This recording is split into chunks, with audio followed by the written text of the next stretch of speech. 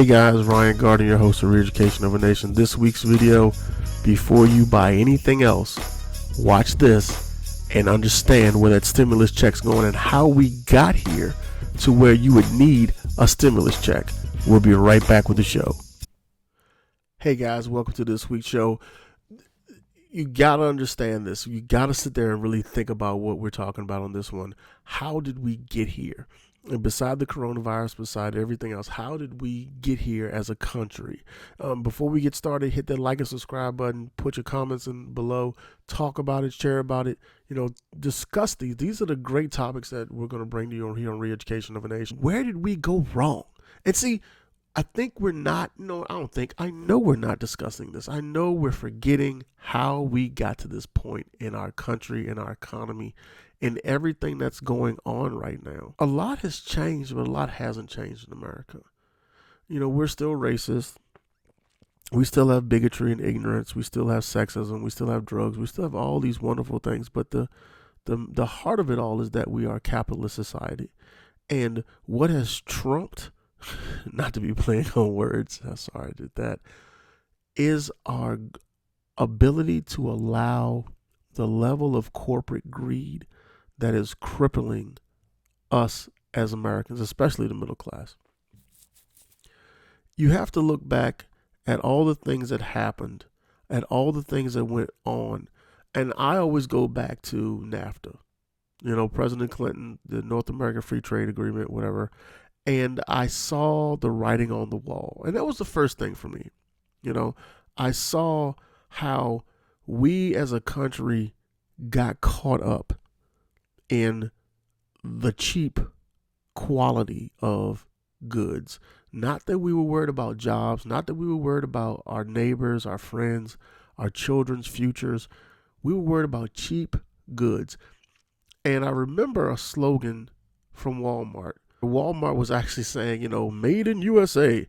And that's when they were pretty small. I mean, I guess coming to the South, they were big in the Midwest, or kind of big. I remember seeing them as a kid, 11, 12 years old, I think, in Nags Head, North Carolina. But I don't remember seeing them as they are now, this monstrous, fake employer.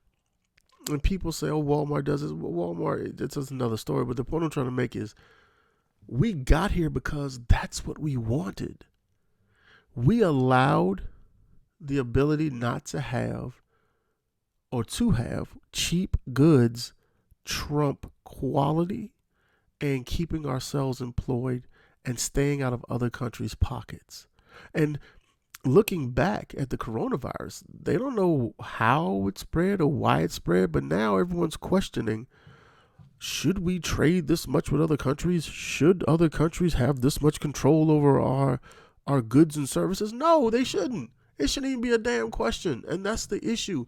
It should not even be a question. It shouldn't be a thought. It shouldn't even be a conversation, because you got greedy.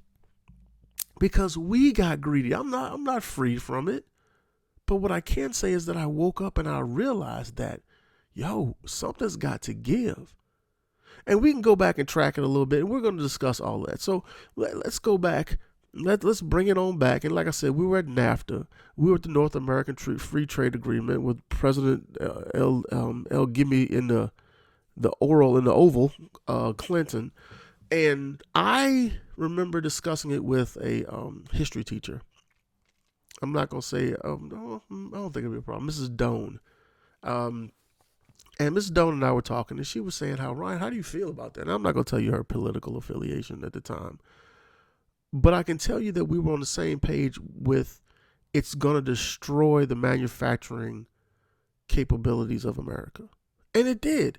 It did without a question. It did without fail. I mean, it's almost like it was designed to remove the ability for the middle class in the South and some in the North and Midwest to be crippled and destroyed on a level that they knew could not be fixed and could not compete against cheap labor. But that goes back to who? Us, the consumer. See, when you don't hire and elect politicians who are looking out for your best interest, This is what you get. And I know all of you can think about it. And think about it. Let's relate to the simple fact, and give some water, that we all just became greedy.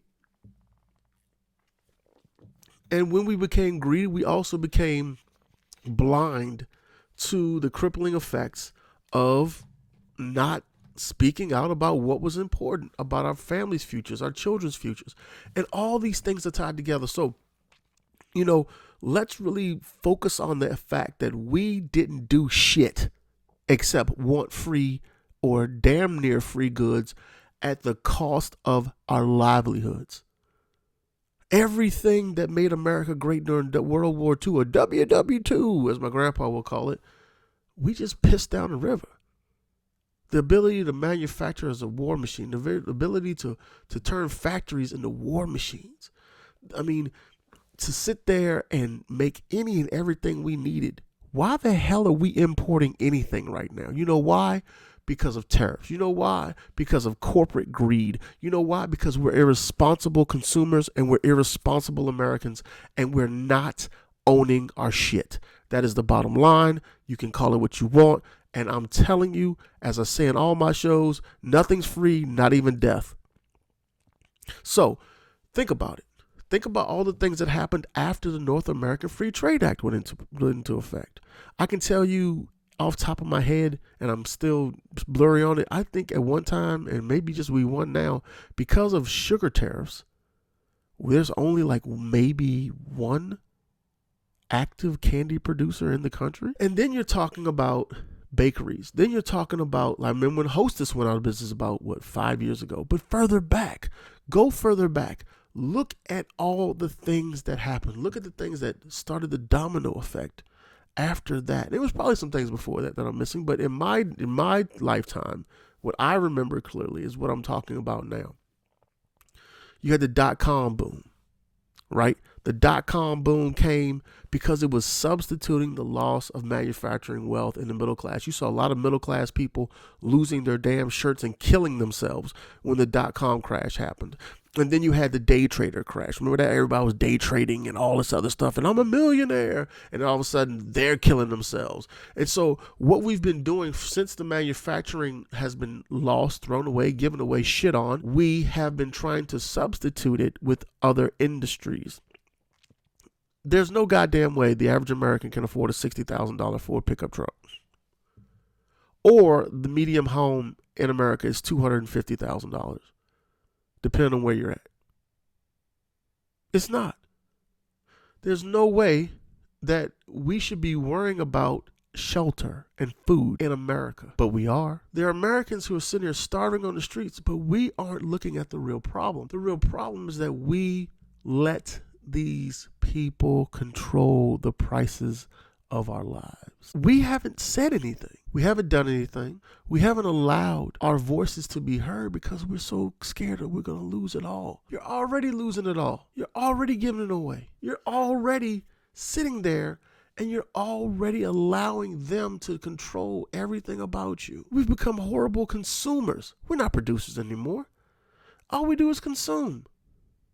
All we do is talk about everything that should be happening, everything that needs to be happening, and doing nothing about it. And why is it? Why are we nothing but consumers now? Because we lost our way. We lost that feeling that made in America meant that pride, that productive pride, that steel. And why is that? It's up here. It's been taken away from you. It's in your mind. It has been beaten to your mind that Chinese labor, other countries, this world, global economy is clouding your mind and your judgment, and it's a bunch of BS, and the coronavirus is just the beginning of it. There's nothing you can say to me to change my mind. You may be able to enlighten me on some things, but facts are facts. And let's get back to the nitty gritty of it all. Look at everything, housing market. Oh, everybody needs another house. Everybody needs a big this. Woo! Buy this. Get in this loan. Crash when the government started bailing out the automotive industry. Crash. You forgetting the junk car buyback? Crash. Everything that I'm telling you has been a substitute for honest, good old-fashioned American-made products. And it's not about paying more. It's about regulating or trying to make sense of who the hell says that everything should be overinflated. Who? Not me.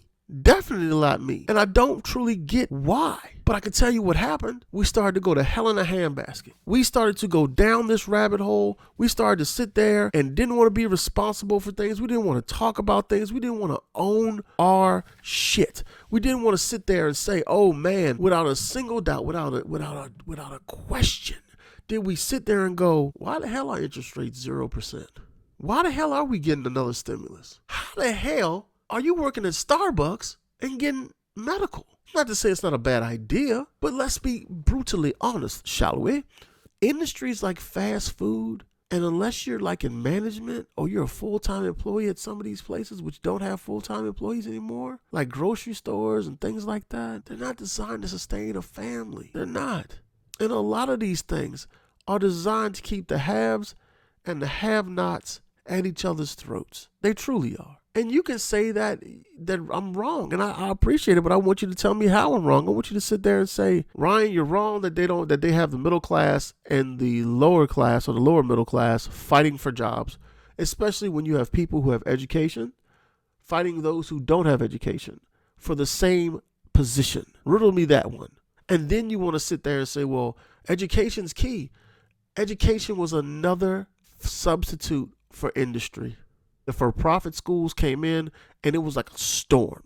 Everything that we've had to try to fix this economy or prop it up has been a storm from other industries except for manufacturing. What about cars? Don't count, because they sit there and sell it. The sticker says made in North America. That means it could be Canadian steel, put together in the U.S. with parts from Mexico, or made and shipped across the thing just to satisfy the North American Free Trade Act. It's a bunch of bullshit, and somebody got sued probably for saying made in America, which it means North America now. Understand why they were trying to cushion the fall. They felt it was coming. They knew it was the dumbest shit they ever did, but the people who want this world economy are pushing it. They've been pushing it, and that's what they want. They want you to believe that everything that you're doing, everything that I'm saying is horseshit. They want you to believe that your 401ks are safe, and they're not. Think about it. Why did we go away from corporate managed retirement accounts? Because greed trumped humanity. Because greed trumped people going to jail for ruining people's lives. Need I mention Halliburton? See, we forget the bad, and we hope that the bad doesn't. So, you don't want to be a negative Nancy. No, I don't. But I also don't want you to frickin' forget what you did to other people, what you did to fellow Americans, veterans, the elderly, those who came across the border legit and did what they needed to do to be outstanding American citizens. See, don't sit there and try to sell me this shit that this is the way it's supposed to be. It's not. Everything around me points to greed. Everything that you condition us to watch on your programming in television points to greed, lust, and abusiveness, and an abuse of power and a lack of savings. Name one damn TV show where somebody talked about saving money. I'll wait. Hold on, I'll give you a second. Oh, no show? Okay, thought so. That's right. There's not one show that talks about saving money or investing money that's like a sitcom or anything. It's nothing positive. It's nothing going to sit there and keep you going, damn, I need to do that. That's not a bad idea. You don't have that type of television. And that type of TV is gone. And all that was doing, like I said, was cushioning the fall of the market, because guess what? They had nothing else to hold it. I don't want you to think that all is lost. I really don't want you to think that. But what I want you to really understand and not to forget is, you have to get away from being just a consumer. A consumer. Vote. Be a part of your local elections. Get in there and make a difference. Think about your children. Think about the sacrifices that your mother and your father made and your grandparents. Think about all the things that they did. I mean, they've taken terrorism and fear and used it as a way to build another industry to help prop up a shitty economy.